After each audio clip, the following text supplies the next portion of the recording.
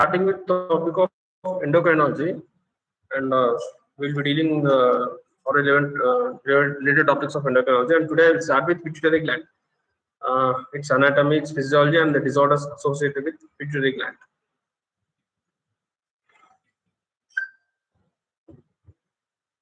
This is the macroanatomy of pituitary gland. If you see, this is a sagittal section, and where this is a location where you can see the pituitary gland. The magnification of that just before the pons, the midbrain. That is a brain stem. Just before the brain stem, pituitary gland is seen in this area, and this is called as sella turcica. In sella turcica, pituitary gland is seen, and this is the hypothalamus. This is the pituitary gland, and this is the infundibulum joining hypothalamus and pituitary. The same diagram magnification is seen here. This is the hypothalamus, and this is the pituitary. And pituitary has two parts again. It is posterior pituitary, also called as neurohypophysis, and the anterior pituitary, also called as adenohypophysis. Anterior pituitary is again divided into three parts. That is, one is the upper part is pars tuberalis. The middle part is the center one is the pars intermedia, and the lateral one is the pars distalis. This is the macroanatomy, and this is the infundibulum connecting hypothalamus and pituitary. And these are all the other structures which are located in this area. So what you have to know mainly is sella turcica is the location of pituitary, and it has, these are the parts of pituitary: posterior, anterior, and anterior again three parts: pars tuberalis, pars intermedia, pars distalis, and infundibulum connects hypothalamus and pituitary. This is a diagram showing blood supply of pituitary mainly, where the blood supply of both anterior and posterior pituitary is by hypophyseal portal system. That is the combination of there are primary capillary plexus will be there in that, hypophyseal portal veins will be there, and secondary capillary plexus. These three forms a hypophyseal portal system, and it supplies both anterior pituitary and posterior pituitary. What are anterior pituitary hormones and what are posterior pituitary hormones, I will be telling in the next slides. And one more important point here is, see, if you see here, these are the paraventricular nuclei and the supraoptic nuclei. Two nuclei are there in the hypothalamus, and these two nuclei secrete hormones, namely oxytocin and antidiuretic hormones, which are posterior hormones, and they are produced here, and they go through the infundibulum, and they are stored in the posterior pituitary. So take home point, or very important point here is, all the hormones of the anterior pituitary are produced within the anterior pituitary. Cells of the anterior pituitary like TSH cells, FSH cells, all these cells of the pituitary itself, they produce these hormones. But as such, posterior pituitary doesn't produce any hormones. The hormones are produced in the hypothalamus, in the paraventricular nuclei and the supraoptic nuclei, and they are transported to posterior pituitary, and they are just stored here and released whenever required. This is very important. Posterior pituitary doesn't produce any hormones. It is just storage of the storage part of the hormones, and the hormones are actually secreted by hypothalamus. This is the main difference between those two. This slide is showing various pituitary hormones. In the left, you can see posterior pituitary hormones. As I told you, they are produced in the hypothalamus and just stored in the posterior pituitary and are released whenever required. And what are the two hormones which are produced from the posterior pituitary are oxytocin and ADH, antidiuretic hormone. Antidiuretic hormone mainly acts on kidney tubules, and they absorb water. And we'll go into details of these hormones later. Oxytocin mainly acts on uterine muscles and mammary glands. Coming to the anterior pituitary hormones, neurosecretory cells of the hypothalamus produces hormones which act on the pituitary, and they produce these hormones again. That is, in neurosecretory cells of hypothalamus, they produce TRH, thyrotropic releasing hormone, and this thyrotropic releasing hormone acts on the pituitary on the TSH cell and produces TSH. This is hypothalamic pituitary axis basically. So TRH of the hypothalamus acts on pituitary and produces TSH. Similarly, GHRH of the hypothalamus, growth hormone releasing hormone of the hypothalamus, acts on the pituitary and produces growth hormone. Nothing but just releasing hormones. ACTH is adrenocorticotropin hormone, and here is CRH, cortisol releasing hormone, is produced from hypothalamus. It acts on the pituitary, on the ACTH cell, and produces ACTH. Similarly, prolactin and endorphins are also produced as such. So these are produced in the pituitary because of action of hormones that are separately produced from the hypothalamus. And this TSH acts on thyroid, ACTH acts on adrenal cortex. I'll go into details, individual hormones if we are going to study. I'll go into details of these hormones later. So this is the hypothalamic pituitary axis. Coming to disorders of, this is a short note of anatomy and physiology of pituitary gland, and now we'll go with disorders of pituitary gland. Any disorder in endocrinology can be divided into two parts: hyperactivity of the gland and hypoactivity of the gland. Hyperactivity leads to excess secretion, hyperactivity leads to under secretion. So with regard to pituitary, hyperactivity and hypoactivity, what are the various diseases which are seen? In anterior pituitary, we know all the hormones of anterior pituitary: thyroid, TSH, growth hormone, all those things, etc. Hyperactivity of anterior pituitary hormones leads to gigantism. Gigantism is nothing but excess growth hormone secretion before puberty. That is, before 14 to 12 years of age, if there is excess growth hormone secretion, that leads to gigantism. And excess growth hormone secretion in the adults leads to acromegaly. If there is combination of both, that is acromegaly, gigantism. And if there is excess secretion of ACTH, that leads to Cushing's disease.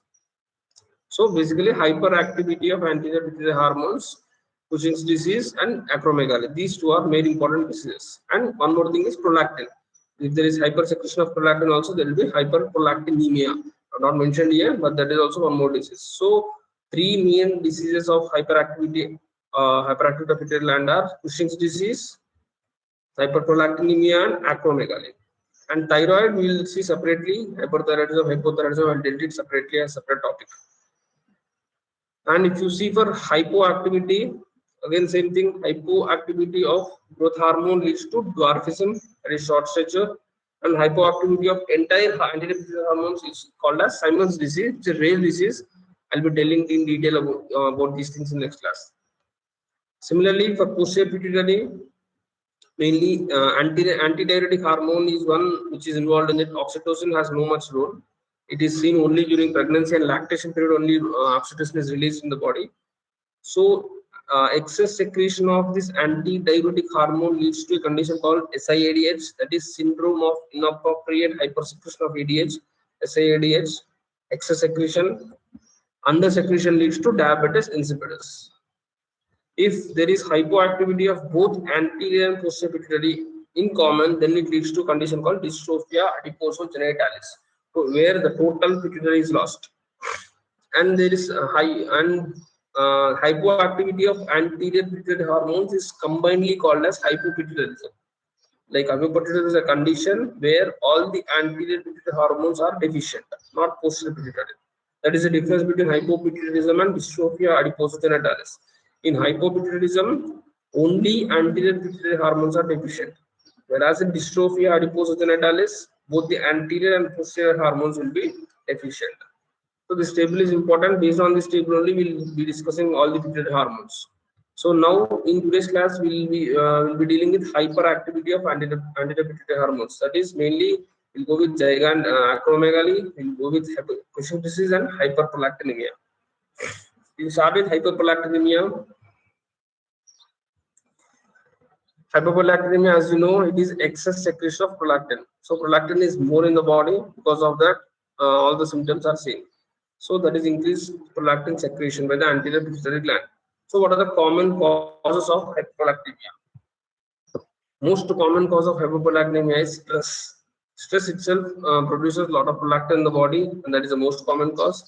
Next, other causes are medications like antipsychotic drugs. One thing we have to hear is, as I told you in this table, hypothalamus produces some hormones. They act on the pituitary and produces one, like TRH Thyroid releasing hormone acts on the pituitary and produces TSH. Similarly, for prolactin, TRH itself, thyrotropic releasing hormone, which acts on TSH and which acts on thyrotrop cell and produces TH. Same way, thyrotropin releasing hormone also acts on prolactin and inhibits the prolactin secretion. That is very important. Thyrotropin hormone inhibits prolactin secretion, whereas dopamine of the hypothalamus stimulates prolactin secretion. These are seen in normal vision. Just remember, no need to go into detail of that. Dopamine stimulates prolactin secretion, and TRH inhibits prolactin secretion. So with this, so there are antipsychotic drugs. Antipsychotic drugs, they cause inhibition of dopamine. So since dopamine is inhibited, prolactin secretion is also more. So antipsychotic drugs can cause hyperprolactinemia and primary hypothyroidism. I told you already. In primary hypothyroidism, thyroid gland is at fault. So T3, T4 are less. Because of feedback inhibition, TRH levels will be high. And this TRH suppresses, and this TRH stimulates prolactin, and prolactin is stimulated. So hyperprolactinemia. Excess TRH leads to prolactin secretion. And pituitary gland tumors, that is, any pituitary gland tumor can cause prolactinoma. Like prolactin, it's all called as hyperprolactinemia or prolactin cell adenoma. Prolactinoma is a non-cancerous tumor of the pituitary cell, which is increasing prolactin levels. And idiopathic hypersecretion of hyperprolactin due to impaired secretion of dopamine. I told you, dopamine stimulates prolactin secretion. So if the dopamine secretion is increased, it goes and stimulates more prolactin, and prolactin levels are increased. So that is mainly dopamine. Involvement of dopamine in hyperprolactinemia is important. And antipsychotics, role of antipsychotics in hyperprolactinemia, same thing. They increase secretion of dopamine, because of which they will hyperprolactinemia. So mainly what we have to remember is most common cause is stress, and medications like antipsychotic drugs or can cause hyperprolactinemia and primary hypothyroidism, prolactinoma, and idiopathic hypersecretion of dopamine. These are the 5 most common causes of hyperprolactinemia. Coming to symptoms, what all symptoms will be there?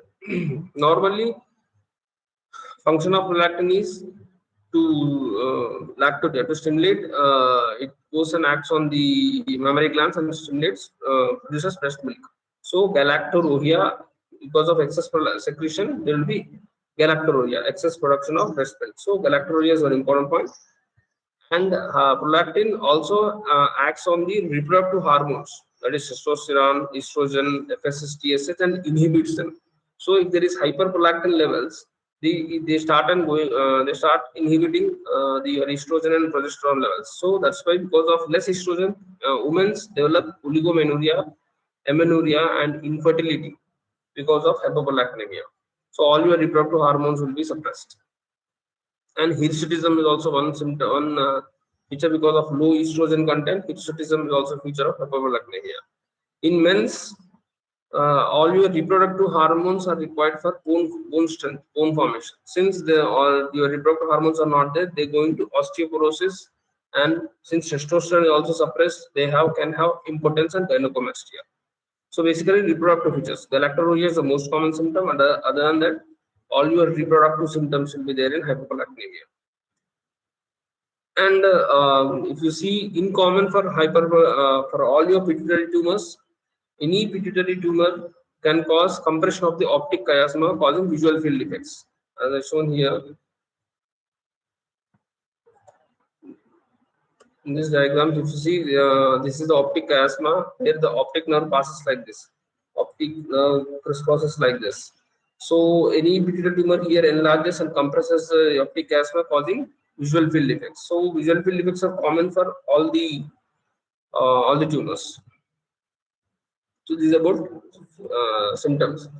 Now diagnosis and treatment. How to treat and how to diagnose prolactinoma. Diagnosis, mainly what you need to do is you have to confirm prolactin levels. You have to do prolactin levels. Serum prolactin levels has to be done. it is high or not. You need values of less than 20 or normal. If the values are greater than 20, then it is high hypoprolactinemia. It's called as hypoprolactinemia. And what are the causes of hypoprolactinemia? Whatever I told you here, these causes has to be ruled out in diagnosis. Primary hypothyroidism is one cause. To diagnose primary hypothyroidism, thyroid stimulating hormone and free T4 levels has to be checked. Pregnancy test has to be done because in pregnancy prolactin levels will be high. So the woman is pregnant or not, that has to be ruled out. And reproductive hormones all will be low in hypoprolactinemia. So your LH, luteinizing hormone, FSH, estrogen, progesterone, all levels has to be checked. And finally, MRI scan of the brain has to be done to look for any pituitary mass, that is called as prolactinoma. So MRI is also has to be done, and if any visual field defects are there or not, that has to be checked. So these are the diagnoses. How we will go with the diagnosis of this one, and treatment for hypoprolactinemia. I already told you dopamine. Dopamine inhibits prolactin, so dopamine agonists. If you give bromocriptine and cabergoline, they suppress prolactin secretion, and then hypoprolactinemia can be reduced. Or else surgical removal of these pituitary tumors can be done. Surgical removal or radiation therapy can be done. And if there are any other abnormalities, like if the patient has hypothyroidism, you have to replace thyroid, levothyroxine. If the patient has any estrogen, progesterone, reproductive abnormalities, you have to replace estrogen, progesterone. So main treatment of hypoprolactinemia is surgery, basically surgical removal, that is hypophyseectomy. It is called as hypophyseectomy. I'll tell you how to do and all, and sometimes radiation therapy. So this is the management of algorithm showing management of prolactinoma.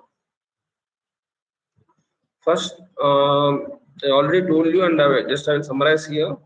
If there are elevated prolactin levels in the body, first you need to exclude the secondary cause of hypoprolactinemia. That is, if the patient has thyroid disease or not. All your thyroid parameters has to be checked.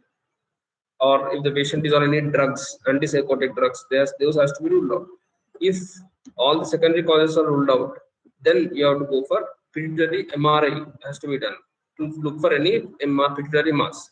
If there is a mass, it's called as prolactinoma. And now, is it microadenoma or macroadenoma? If it is less than 3 mm, it's called as micro. If it is greater than 3 mm, it's called as macroadenoma.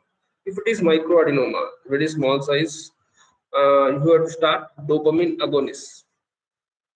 Dopamine agonist has to be started, like bromocriptine and cabergoline. And after starting that, you have to serially monitor prolactin levels. If the levels are less than 20, then it has become normal. Just continue the same agonist. If the levels are 20 to 50, dose might not be sufficient. Just increase the dose of agonist. If the levels are greater than 50, even after using dopamine agonist, then patient requires surgery. You have to do surgery.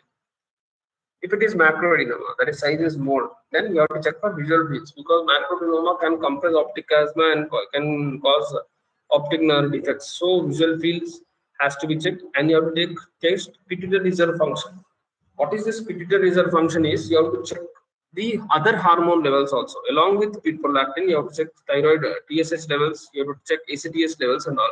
Because in macroadenoma, this tumor starts compressing the entire pituitary gland, and all your normal cells also will be compressed. So leading to hypopituitarism sometimes. So that's why for all macroadenomas, pituitary reserve function has to be checked. That is, you have to check all the hormones. So anti-thyroid hormones of pituitary has to be checked. And if they are normal, there is only prolactin defects, then you have to start with dopamine agonist. And then you repeat an MRI after 4 months. If there is tumor shrinkage and prolactin level is normalized, then continue dopamine agonist and monitor prolactin levels. If there is no tumor shrinkage and tumor growth is persistent, then you have to go for surgery. Surgery is hypophyseectomy. That is through nasal hypophyseectomy. I'll tell you about that. So this is the algorithm of prolactin mainly. So treatment of choice for prolactinoma is surgery. Basically, you have to go for surgery, hypophyseectomy. This is about hypoprolactinemia. Next is acromegaly. Acromegaly is nothing but excess secretion of growth hormone in the body, and because of this excess secretion of growth hormone, there will be abnormal growth of hands, feet, and face, and there will be enlargement and broadening of the bones, and the extremities are also enlarged. And this picture is called as acromegaly. And what are the causes of acromegaly? And this is a developed column from Harrison. Acromegaly, I told you already, it is due to excess growth hormone secretion. But there are some other conditions, rare conditions, where excess growth hormone releasing hormone secretion can also cause acromegaly. I have told you, hypothalamus produces growth hormone releasing hormone that acts on the pituitary, and it produces growth hormone, and this leads to symptoms. So if there is any pituitary problem causing excess growth hormone secretion, can cause acromegaly. And there are some conditions where extra pituitary causes also release growth hormone, and they can also have acromegaly. So this is the tableau column showing excess growth hormone secretion, pituitary and non-pituitary causes. And the below one is excess growth hormone releasing hormone is there in them. Excess growth hormone releasing hormone is, first thing is hypothalamic problem. If there is any hypothalamic hematoma, peristoma, ganglioneuroma, excess growth hormone releasing hormone is produced. This goes and acts on the pituitary, and excess growth hormone is produced. And there are some peripheral causes where they release excess growth hormone releasing hormone separately, and they can also have acromegaly. And these are bits actually. Most common cause of excess growth hormone releasing hormone secretion, non-central cause of excess growth hormone releasing hormone secretion of acromegaly, most common is bronchial carcinoid, pancreatic islet cell tumor, small cell lung cancer, adrenal adenoma, medullary thyroid carcinoma, and pheochromocytoma. These are all of the peripheral tumors, and they secrete growth hormone releasing hormone, and these go and act on pituitary and cause acromegaly. As such, pituitary and hypothalamus will be normal in them, but they manifest with acromegalic features. So this is one rare. These are all rare diseases, but can be asked as bits in your questions. So bronchial carcinoid is most important in this. And hypothalamic hematoma, peristoma, you know already. All your hypothalamic problems can cause growth excess GHRS release and acromegaly. And pituitary problems. Pituitary, if it is growth hormone cell adenoma, or mixed growth hormone cell and prolactin cell adenoma, mammosomal adenoma, and there are some conditions like McCune in the Albright syndrome, multiple endocrine neoplasia 1. All these things have excess pituitary secretion of growth hormone, and they can have acromegaly. If you see, most common cause of acromegaly is pituitary causes only. Pituitary growth hormone is only most common cause, that is around 98% will be there. In this, again, most common cause is growth hormone cell adenoma. These all can be your bits. Most common cause of acromegaly, growth hormone cell adenoma, mixed growth hormone cell adenoma, mammosomal adenoma, all these can be your questions. So growth hormone cell adenoma, isolated growth hormone cell adenoma is the most common cause of acromegaly overall. And rare causes are extra pituitary tumors like your pancreatic islet cell tumor and lymphoma. They produce excess growth hormone, and they can also cause growth hormone acromegaly. So pancreatic islet cell tumor produces both excess growth hormone, and it can also produce growth hormone releasing hormone. This is also one can be a question. And lymphoma also produces excess growth hormone. This is one important table, and just to be memorized. Coming to signs and symptoms of acromegaly, I already told you there will be enlargement of the bones, like protrusion of the supraorbital ridges, broadening of the nose, thickening of the lips.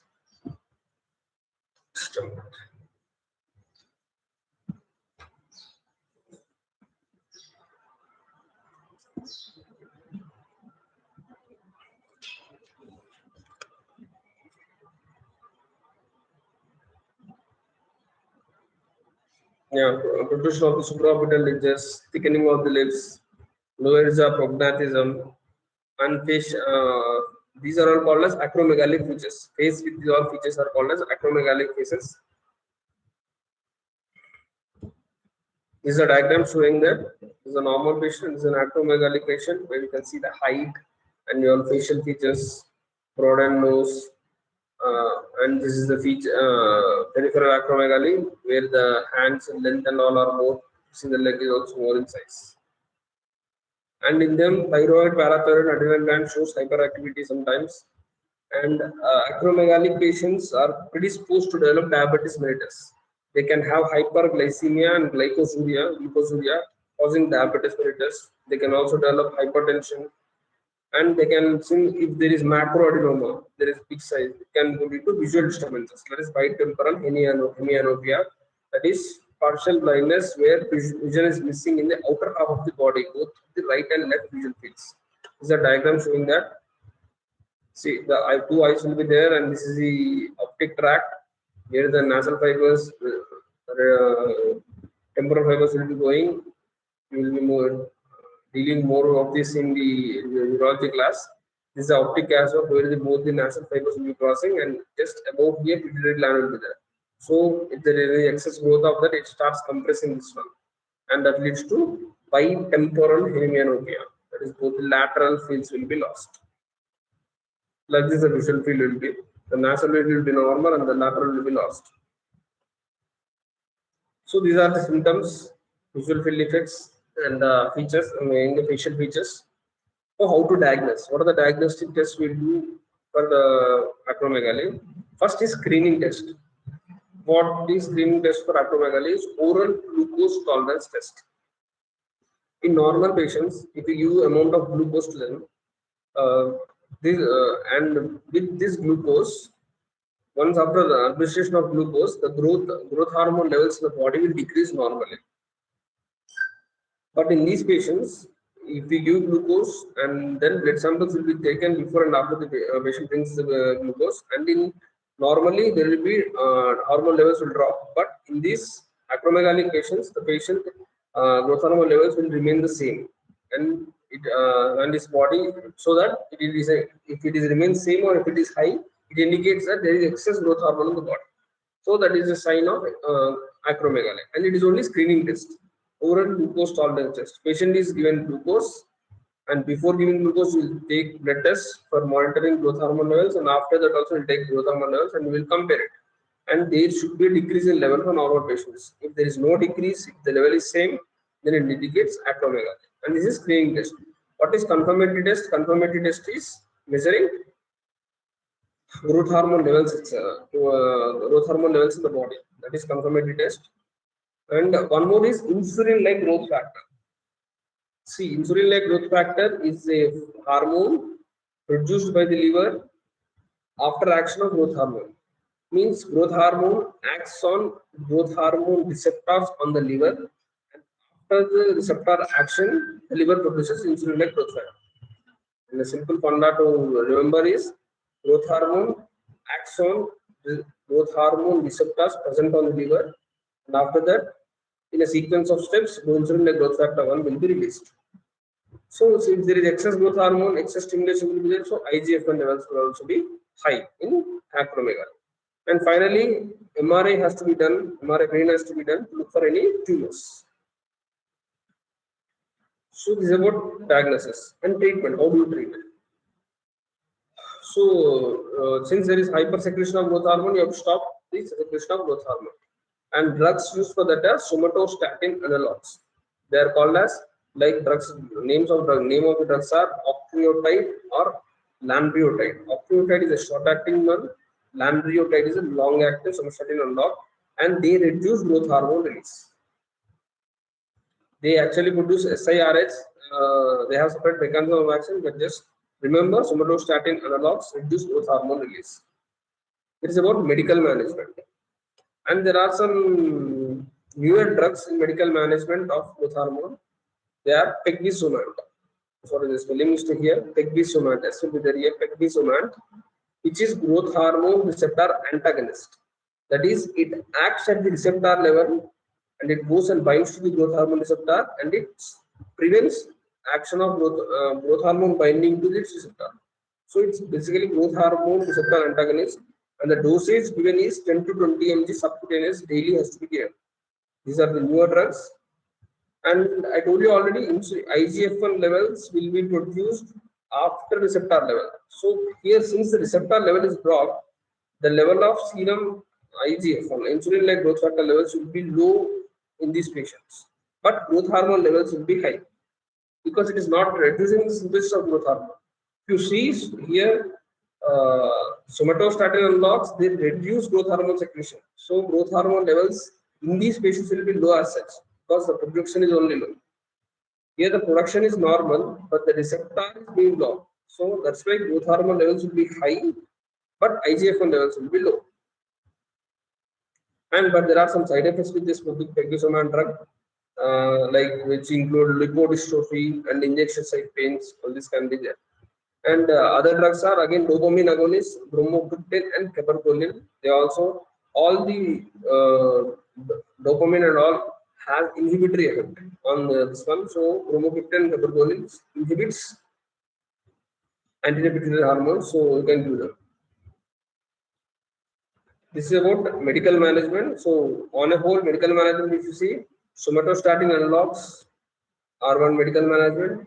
Next is pegozaman. Next is dopamine agonist, bromocriptine and cabergoline. Definite management is again surgery, that is hypophyseectomy. Removing the tumor is the treatment. And sometimes radiation therapy can also be used. But in an elderly patient who is not fit for surgery, their radiation therapy can be used to bring the growth hormone levels to normal levels. And this is a diagram showing hypophyseectomy. Basically, it's an endonasal surgery. See, in this you can see they'll pass the trocar through the nose, nasal sinus passage, and they'll go like this, and they will be removing pituitary tumor from here. It's basically a laparoscopic procedure. It's called hypophyseectomy, endonasal hypophyseectomy.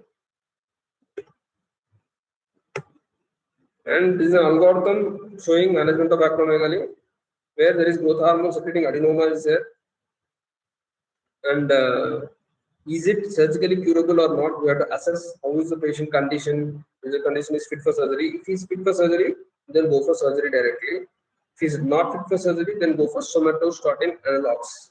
As I told you, octreotide, lanreotide, and then start measuring growth hormone levels. If the growth hormone levels are being controlled, just continue them, then monitor the levels. If the growth hormone levels are uncontrolled, then increase the levels, increase the dosage. If still it is not in control, then go for surgery.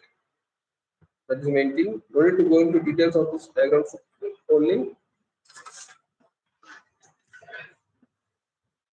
If the patient is fit for surgery, go for surgery. Hypophyseectomy. If the patient is not fit, go for somatostatin analogs. If with somatostatin analogs, the growth hormone levels are not being controlled, then you can go for other newer drugs like growth hormone receptor antagonist, pegozaman, radiation therapy, all those things.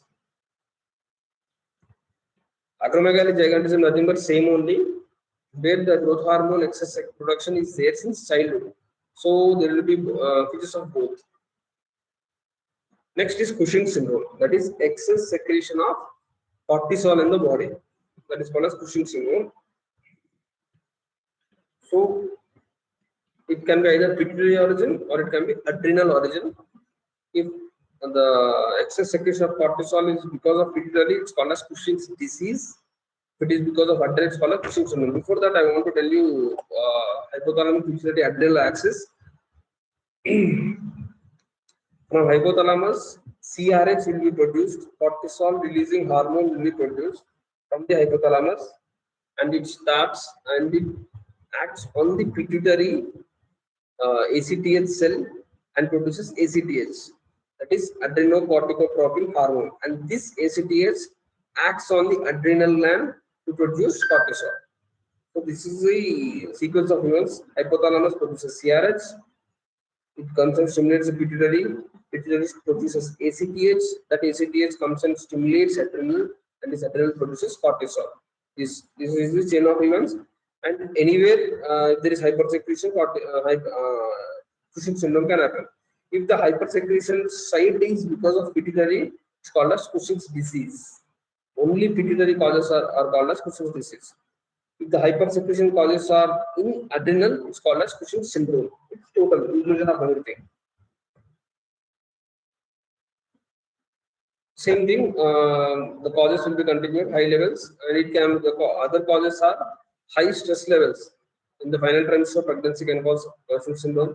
Athletic training during the time of training, malnutrition, alcoholism, And use of corticosteroid medications like prednisone in high doses for a long time, they can also have this Cushing syndrome. That is drug medication induced.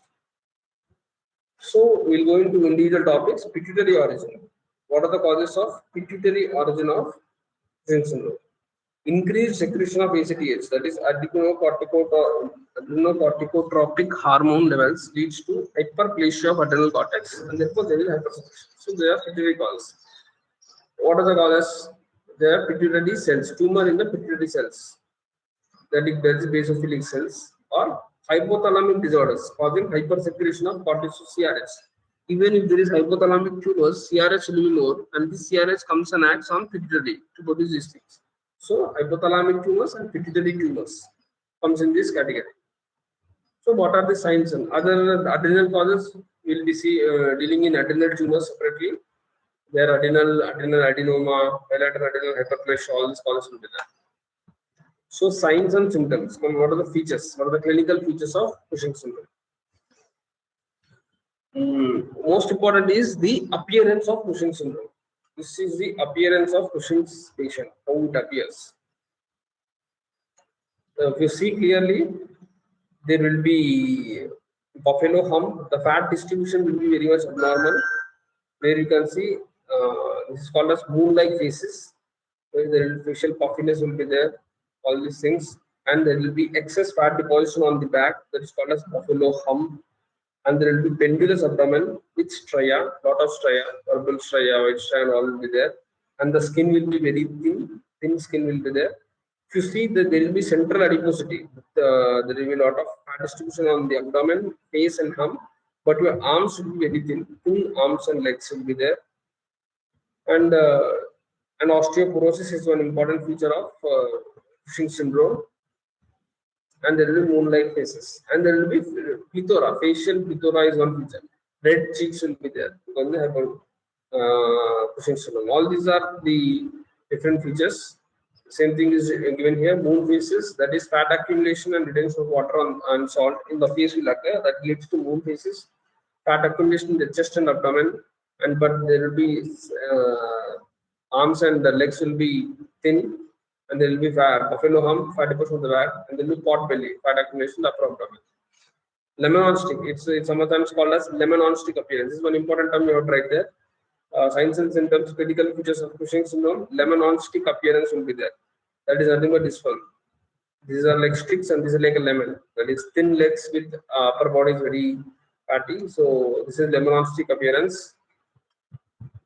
And I told you, as I explained in the figure, these patients will have purplish stria on the abdomen, and this reason for this development of stria is basically the stretching of the abdominal wall by excess subcutaneous fat. Because of this excess cortisol, there will be fat deposition on subcutaneously. Because of this sudden excess fat deposition, there will be stria. Because of this abdominal wall stretch, stria will be there, and this is the main reason. So this is a diagram showing stria, red, purplish stria, sometimes red stria also. And other signs and symptoms, I told you already, extremities will be thin, and the skin is also thin, and acanthosis, that is darkening of the skin on the neck, that is diffuse epidermal hyperplasia. Acanthosis is one important feature of hypercortisolism. Pigmentation of skin, facial redness, that is facial plethora, and weakness of muscles. Proximal muscles, more of proximal muscles are involved in this one. So this is a diagram showing normal face and the moon face with facial plethora, redness of the face. You will see here.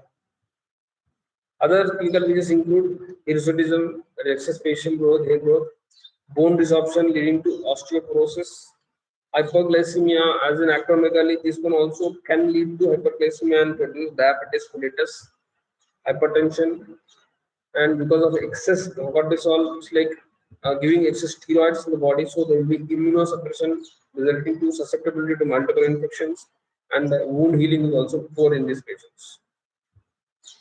So this is an example of hirsutism in females where there is excess facial hair growth. We're seeing here. That is about signs and symptoms of cortisol, hypercortisolism. If you see this one, I told you here pituitary and non-pituitary causes. pituitary causes I told you as ACTH is increased either because of pituitary tumors or because of hypothalamic tumors. Hypothalamic tumors causes excess CRH and that causes ACTH. So this is one I've shown here. Pituitary causes, there will be increased ACTH levels will be there in these conditions. So ACTH levels are more, that is stimulating adrenal gland and then causing hypercortisolism. In adrenal causes, ACTH levels will be low, will be normal or low, because there is problem in the adrenal gland only. Cortisol is being produced more, so ACTH level is normal. But there are some other conditions where ACTH is produced from outside the body, outside the pituitary, and then it leads to hypercortisolism. This is a diagram showing, this is a tabular column showing the difference between those two. Normally, pituitary secretes ACTH, so ACTH secreting pituitary tumors. These are the features. Like causes of those things I already told you: pituitary adenoma, pituitary hormone adenoma, etc.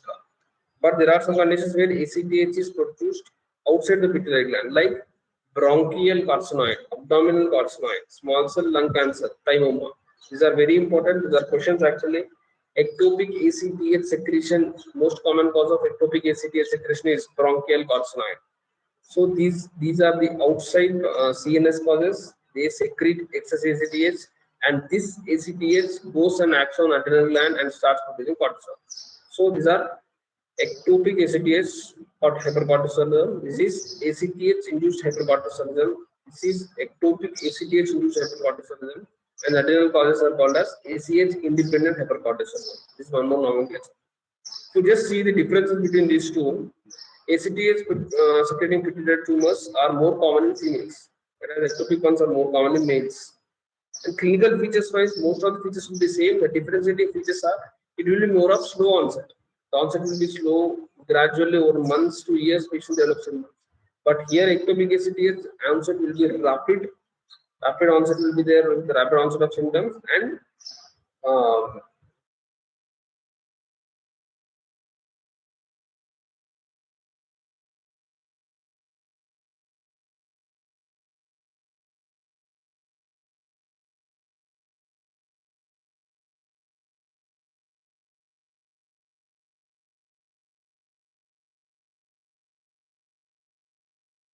in low dose dexamethasone suppressant test will be 0.5 mg 6th hourly, and high dose will be 2 mg 6th hourly.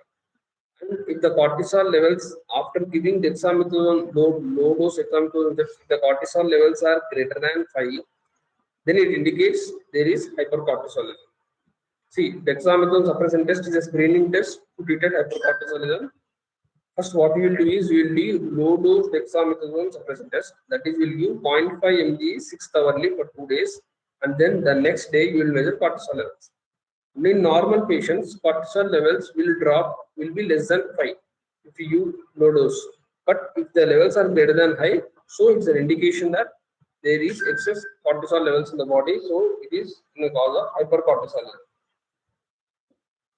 So greater than 5 is hypercortisolism. But how to differentiate between ACTH secreting tumor and ectopic tumor? We'll use high dose dexamethasone suppressant test. That is, we'll be giving 2 mg 6th hourly. We'll be giving for 2 days, and then we'll measure cortisol levels. If with this 2 mg, the pituitary tumors, hypothalamic pituitary adrenal axis, as I told before, will get suppressed with this high dose of steroids. So that's why cortisol levels will be less than 5 in them. But since this ectopic ACTH secretion is not under control of hypothalamic pituitary adrenal axis, it won't get suppressed and it will be greater than 5 only. So this one you have to differentiate. Is a screening test. Just remember, low dose differentiates between hypercortisolism and normal patients. High dose differentiates between ectopic ACTH causes and ACTH pituitary ACTH causes. That's it. And some other differences what we can do is inferior pituitary sinus sampling can be done. That is basal to peripheral. Basal means we'll go with inferior pituitary sinus. That is in the brain there will be inferior pituitary sinus. There we will collect the sample and then we will measure for cortisol levels. And simultaneously we also be taking peripheral blood and we will be measuring cortisol levels. That ratio will be greater than 2 in pituitary causes, it will be less than 2 in ectopic causes. Because since in pituitary the levels are produced in the brain, finally they have to drain through inferior pituitary sinus only. That's why the levels are more in inferior pituitary sinus when compared to periphery. But here the causes are periphery, so that's why peripheral will be low. So ratio will be greater than 2 and ratio will be less than 2. That. So how to diagnose and what are the how to go with the diagnostic evaluation? First, you have to measure plasma cortisol levels. That is early morning cortisol levels has to be measured, and that will be around 25 to 23 micrograms per deciliter is the normal plasma cortisol levels. If there is any high values, it is hypercortisolism. Along with that, I told you they can also call hyperglycemia. So blood glucose levels has to be checked, serum potassium levels has to be checked, and ACTH levels has to be checked to know the cause of hypercortisolism. Is it ACTH induced hypercortisolism, or is it ACTH dependent, or is it ectopic ACTH? So plasma ACTH levels also has to be measured. And I told you, if it is a pituitary tumor, ACTH levels will be high. If it is an adrenal tumor, ACTH levels will be low. This is about diagnosis and how to manage it. Management is again surgical management, that is through transsphenoidal adenomectomy, that is removing of tumor or the pituitary gland through the nasal cavity. Same thing, nasal hypophosphatemia is also called as transsphenoidal adenomectomy. Or this is a laparoscopic procedure. Sometimes you can do transfrontal craniotomy, that is you will be opening the head completely and then you will be removing it. And sometimes you need to do bilateral adrenalectomy. That is, if the cause of the problem is in the adrenal gland, then you need to go for bilateral adrenalectomy. Adrenal has to be removed. So this is a diagram, transsphenoidal adenomectomy, as I told you before, as I shown, through nasal, they'll go here and they'll be removing it in the laparoscopic procedure. This is transfrontal craniotomy, where they'll be opening the head here, they'll be opening the skull, and then they'll be removing the tumor. And this is bilateral adrenalectomy. That is, if there is any problems of the adrenal gland, we'll be dealing with bilateral adrenalectomy in detail in adrenal gland disorders. So, if there is problem of the adrenal gland, we will be removing 2 adrenal glands. So, if the surgery is done and you have removed it, so what you have to do? Replacement therapy has to be given post-operative, because there is no glucocorticoid available in the body, so it has to be given normally. So, if you want glucocorticoid, it has to be given in the form of cortisone. If you want mineralocorticoid, just in the form of fludrocortisone. And if you are doing radiation, most of the anti-repetitive hormones will be damaged or will be deficient. That's why you have to give all other hormones also. And it has to be given for a period of 12 to 18 months minimum, then measure the levels. So this is about surgical management. And if you go to medical management, main things are, there are some drugs called as butadiene, butirapone, or aminoglutamide. They block the cholesterol production in the adrenal gland, and then cortisol levels will be low in them. Just remember the names. Medical management includes butadiene, butirapone, and aminoglutamide. And some new drugs are there, like somatostatin analogs, like serotinib and mifepristone, which is a glucocorticoid receptor antagonist. As I told you, that pegvisomant is a growth hormone receptor antagonist. Similarly, glucocorticoid receptor antagonist is mifepristone and ketoconazole. You need to remember mechanism of action, just know the names. Ketoconazole, mifepristone, serotinib, butadiene, butirapone. This is why actually spelling things are aminoglutamide. All these are drugs used for to block synthesis of cortisol. And this is a management algorithm showing management of Cushing disease. I told you already, your first measure ACTH, if it is high or low. So if it is high, it is ACTH dependent. If it is low, it is independent. If it is ACTH dependent hypercortisolism, MRI has to be done, and pituitary petrous sinus ACTH sampling has to be done.